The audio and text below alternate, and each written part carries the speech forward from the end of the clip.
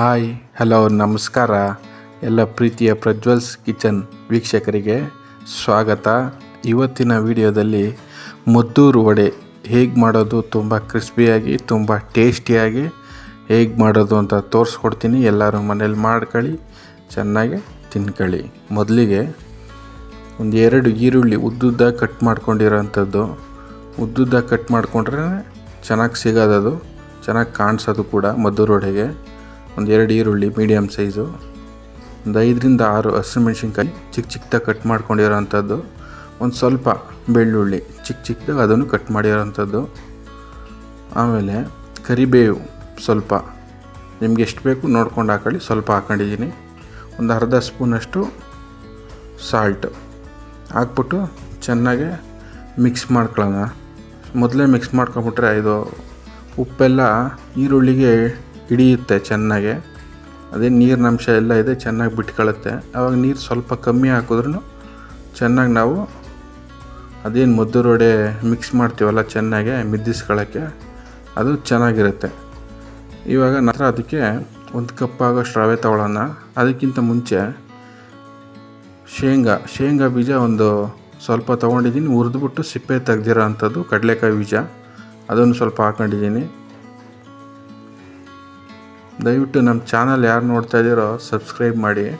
ರವೆ 1 ಕಪ್ ತೊಗೊಂಡಿದ್ದೀನಿ, 1 ಕಪ್ಪು ಮೈದಾ ತೊಗೊಂಡಿದ್ದೀನಿ, 1 ಕಪ್ಪು ಅಕ್ಕಿ ಹಿಟ್ಟು, 3 ಹಾಕಿ ಚೆನ್ನಾಗಿ ಮಿಕ್ಸ್ ಮಾಡ್ಕೊಳ್ಳೋಣ. ಇವಾಗ ಯಾವುದೇ ಥರ ನೀರು ಹಾಕ್ಬಾರ್ದು, ಮೊದಲೇ ಚೆನ್ನಾಗಿ ಮಿಕ್ಸ್ ಮಾಡ್ಕೊಳ್ಳೋಣ. ಮಿಕ್ಸ್ ಮಾಡ್ತಾ ಸ್ಟವಲ್ಲಿ ಸ್ವಲ್ಪ ಎಣ್ಣೆ ಕಾಯಕ್ಕೆ ಇಟ್ಟಿದ್ದೀನಿ, ಅದನ್ನು ಸ್ವಲ್ಪ ಹಾಕ್ತಾಯಿದ್ದೀನಿ, ಒಂದು 3 ಸ್ಪೂನಷ್ಟು. ಕಾಯಿಸಿರೋ ಅಂಥ ಆಯಿಲ್ಲೇ ಹಾಕಬೇಕು, ಯಾಕಂದರೆ ಕ್ರಿಸ್ಪಿನೆಸ್ ತುಂಬ ಸಕ್ಕತ್ತಾಗಿ ಸಿಗುತ್ತೆ ಕಾಯಿಸಿರೋ ಆಯಿಲ್ ಹಾಕಿದ್ರೆ.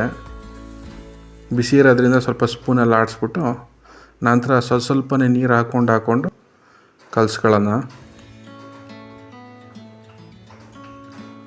ನೋಡಿ, ಸ್ವಲ್ಪನೇ ನೀರು ಹಾಕ್ಕೊಂಡು ಕಲಿಸ್ಕೋಬೇಕು. ಈವ್ನಿಂಗ್ ಟೈಮಲ್ಲಿ ಸ್ನ್ಯಾಕ್ಸ್ಗೆ ಒಳ್ಳೆಯದು, ಸಕ್ಕತ್ತಾಗಿರುತ್ತೆ. ಹೊರಗಡೆ ತಿನ್ನೋ ಬದಲು ಮನೇಲೇ ಮಾಡ್ಕೊಂಡು ತಿಂದರೆ ತುಂಬ ಚೆನ್ನಾಗಿರುತ್ತೆ. ನೋಡಿ, ರೆಡಿಯಾಗಿದೆ. ಇವಾಗ ಇದನ್ನು ನೋಡಿ, ಇವಾಗ ಆಯಿಲ್ ಬರುತ್ತಲ್ಲ, ಸನ್ಫ್ಯೂರ್ ಆಯಿಲ್ ಯೂಸ್ ಮಾಡಿರೋದು ನಾವು. ಅದ್ರ ಪ್ಯಾಕೆಟ್ನ ಕಟ್ ಮಾಡಿ ಅದ್ರ ಮೇಲೇ ಒತ್ಕೋತಾ ಇದ್ದೀನಿ. ನೀಟಾಗಿ ರೌಂಡ್ ಶೇಪು ಒತ್ಬಿಟ್ಟು ಆದಷ್ಟು ತೆಳ್ಳಿಗೆ ಒತ್ತಬೇಕು. ದಪ್ಪ ಮಾಡಿದ್ರೆ ಅದು ಚೆನ್ನಾಗಿರಲ್ಲ, ಆದಷ್ಟು ತೆಳ್ಳಿಗೆ ಒತ್ತಬೇಕು. ತೆಳ್ಳಗೆ ಒತ್ತಿದ್ರೆ ಲೋ ಫ್ಲೇಮಲ್ಲಿ ಇಟ್ಬಿಟ್ಟು, ಹೈ ಫ್ಲೇಮ್ಗೂ ಇಡಬಾರ್ದು, ಲೋ ಫ್ಲೇಮ್ಗೂ ಇಡಬಾರ್ದು. ಒಂಚೂರು ಲೋ ಫ್ಲೇಮ್ಗಿಂತ ಒಂಚೂರು ಮೇಲೆ ಮೀಡಿಯಮ್ ಆಲ್ಮೋಸ್ಟ್ ಮೀಡಿಯಮ್ಗೆ ಇಟ್ಬಿಟ್ಟು ಚೆನ್ನಾಗಿ ನೋಡಿ ಬೇಯಿಸ್ಕೋಬೇಕು. ಇವಾಗ ಎಣ್ಣೆಲಿ ಕರೆದ್ರೆ ಇನ್ನೊಂದು ಸೈಡ್ ಹಾಕ್ತಾಯಿದ್ದೀನಿ. ಇವಾಗ ಆಲ್ಮೋಸ್ಟ್ ನೋಡಿ ಬೆಂದಿದೆ. ಎಷ್ಟು ಈಸಿ ಅಲ್ವಾ ಇದು, ತುಂಬ ಈಸಿ. ಎಲ್ಲರೂ ಮನೇಲಿ ಮಾಡಿ. ಆಲ್ಮೋಸ್ಟ್ ರೆಡಿ ಆಯ್ತು ಇವಾಗ. ಹಾಗೆ ನಮ್ಮ ಚಾನಲ್ ಯಾರು ನೋಡ್ತಾ ಇದ್ದೀರೋ ದಯವಿಟ್ಟು ಸಬ್ಸ್ಕ್ರೈಬ್ ಮಾಡಿ, ಕಮೆಂಟ್ ಮಾಡಿ, ಲೈಕ್ ಮಾಡಿ. ತುಂಬ ಚೆನ್ನಾಗಿ ಬರುತ್ತೆ. ಮನೇಲಿ ಎಲ್ಲರೂ ಒಂದು ಸತಿ ಟ್ರೈ ಮಾಡಿ. ಎಷ್ಟು ಸುಲಭವಾಗಿ ತಿಳಿಸ್ಕೊಟ್ಟಿದ್ದೀನಿ ಮದ್ದೂರು ವಡೆ ಮಾಡೋದು ಹೇಗೆ ಅಂತ. ನೋಡಿ, ಮದ್ದೂರು ವಡೆ ರೆಡಿಯಾಗಿದೆ. ಕಟ್ ಮಾಡಿ ತೋರಿಸ್ತೀನಿ. ಏನು ಸಖತ್ತಾಗಿದೆ, ಏನು ಸಾಫ್ಟಾಗಿದೆ ನೋಡಿ.